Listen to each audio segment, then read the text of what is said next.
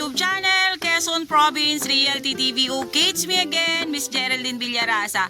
Andito pa rin po ako sa bayan po ng Dilgallego, Camarines Sur. Meron pa rin po akong ilolocate na isang property. Siya po ay 3.9 hectare along Barangay Road. Then yan pong natututukan na yan ng aking camera, yan po yung Barangay Road na mula po doon sa National Highway hanggang dito po sa property. Then yung pong property, may frontage po siya dito sa cemented road na nasa 150 meters ang lapad niya. Ano po?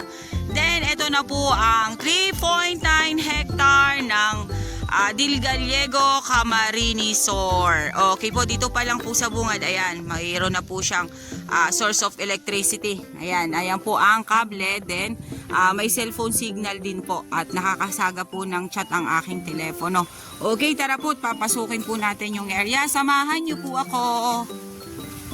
Ayan, dito pa lang po sa bungad. Ayan, may Indian mango na po dito. Then flat na flat po talaga yung area. Ayan po siya. Kulang lang po talaga ito ay sa linis.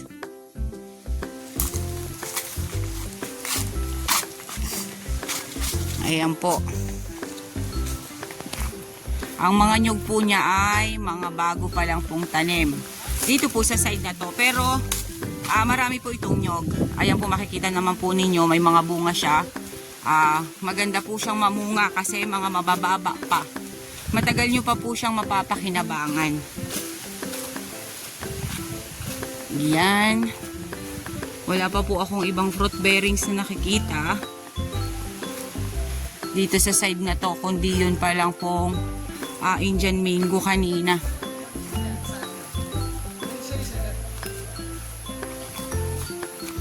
Yan po. Medyo po talaga siya marungis na dito.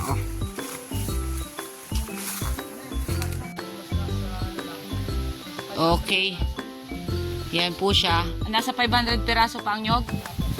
Okay po. More or less po ay nasa 500 piraso pa po ang mga nyug dito sa area. Ayan po, flat na flat pa rin po dito sa side na to.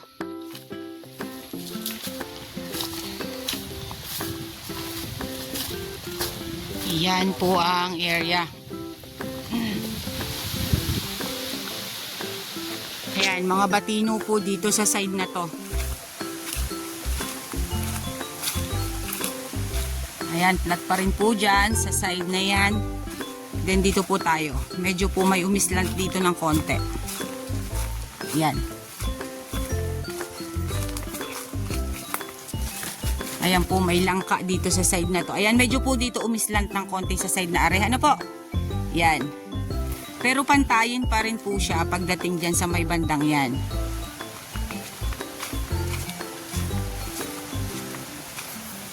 Yan, lalaki po ng langka. Oh, napabayaan na po. Nahinog na po talaga siya. Ayan, may Indian mango pa rin po dito sa side na to. Malaking puno. Then, ang mga nyug po ay hindi pa po talaga siya katulad ng iba na mga layugan. Katamtaman pa lang po siya. Kaya matagal nyo pa pong mapapakinabangan yung mga nyug dito. Ayan, ito po may lokban po dito sa side na to. Then pasland po ito. Itong side na to. Ito pong nilalakaran ko. Ano po? Nak, may sapa ba to? Nak?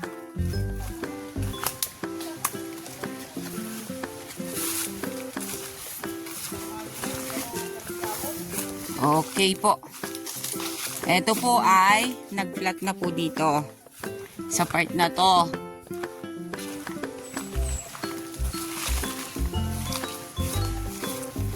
Then ito po, medyo po nag-slant dito sa side naman na to. Ayan po siya, oh.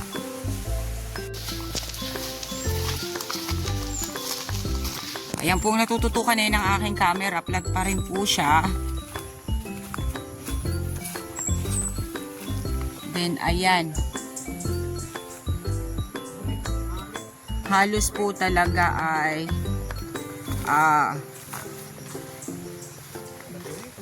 mga kahoy gubat po ang nandito at nakaramihan po ay batino. Ano po? Then marami pa rin naman po siyang nyog na mga bagong tanim. Then ayan po. Yun sa side na yun may santol pa rin po siya. Then mga batino.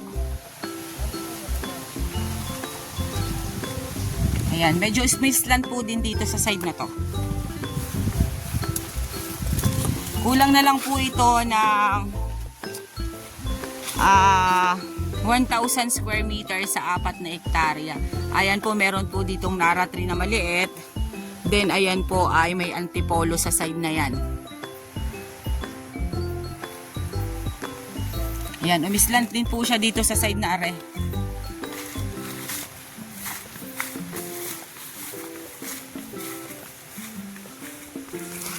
Ayan. Medyo tumilibis lang po ng konti. Ano po?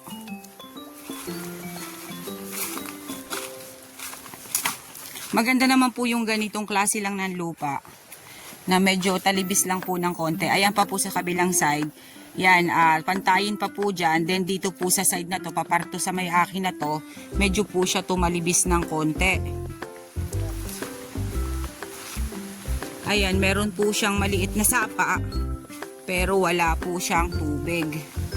Ibig sabihin po, ito po ay naiigahan. Ayan po siya.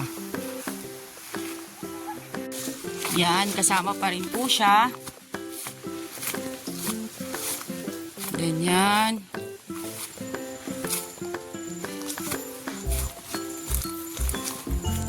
Ang daming bunga ng santulo.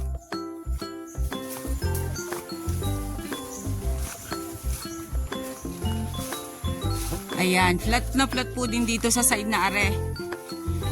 Dangan lang po talaga ay napakarami pong damo. Or napakarami pong kahoy gubat.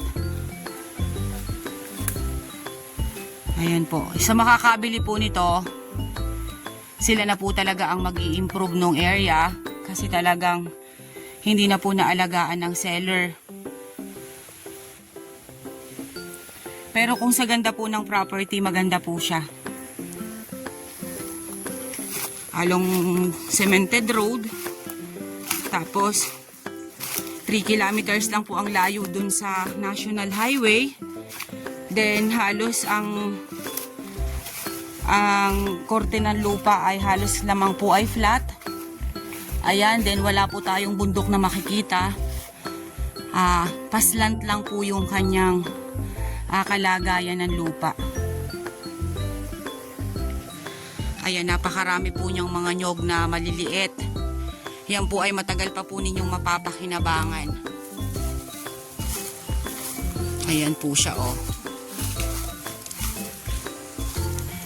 Ito po, ito pong side na to, umislant din po siya ng konti dyan. Pero nagpantay po ulit dun sa side na yon.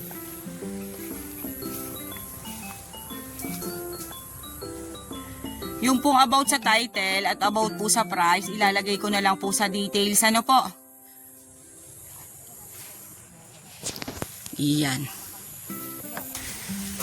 Overlooking po ang area. Pag ito po nalinisan na side na to, ito, nalinisan po yung side na yan. Kita po ang kabundukan dito sa kabilang side na ito. Dito po magandang maglagay ng rest house. Susuot na naman po tayo sa kadadamuhan. Flat naman po yung area. Hindi po siya katulad nung iba kong nabablog na sobra po ang pagka-slope. Ito po ay hindi. Slant lang po ang property niya. Kuya, saan baga?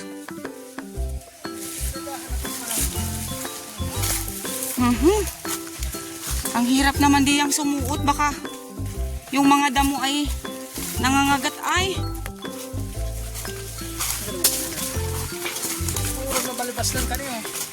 Yung mga damo po kasi niya ay yung nang sumasabit. Tapos pag sumabit po sa balat mo, masusugat po yung balat.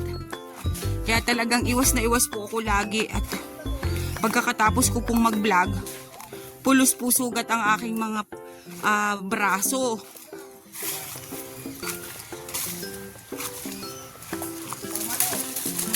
Yan.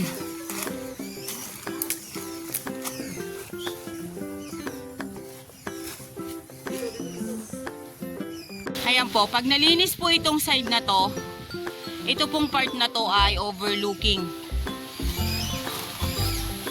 Ayan, talaga po, madamo lang talaga siya. Linis lang po talaga ang kulang nito. Sa makakabili po, kayo na lang po mag-i-improve nung area. Maganda po siya, maganda. Ako na po nagsasabi sa inyo, mas lamang po sa kanya ay flat. Ayan, dito po sa side na yun, ayan, flat na flat pa rin po siya. Then, pabalik na po tayo dun sa Barangay Road.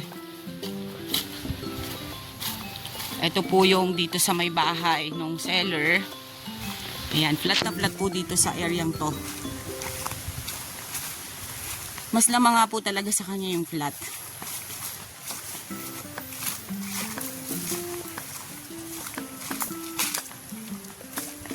Ayan, may santol pa rin po dito sa side na to.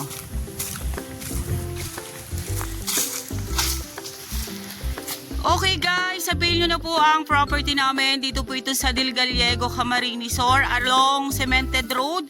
3.9 hectare. May source po siya ng electricity na. Then may signal din po siya. Then almost flat po ang property. Ang nyog po niya ay nasa 500 more or less na lang po ito. Then ang mga batino, ang mga hardwood po niya, nakita ko lang po ay batino at nara, antipolo. Yun lang po ang nakita ko sa area. Okay, once again po ako po ulit ang inyong site locator, si Miss Geraldine Villarasa. Muli po ako maglalambing. Pa-like and share po ng aking mga vlog and pa-subscribe na rin po ng aking YouTube channel, Quezon Province Realty TV. Okay po, thank you for watching. Okay po, ito pa po yung kabilang side ng Barangay Road. Ano po, ayan, may duhat.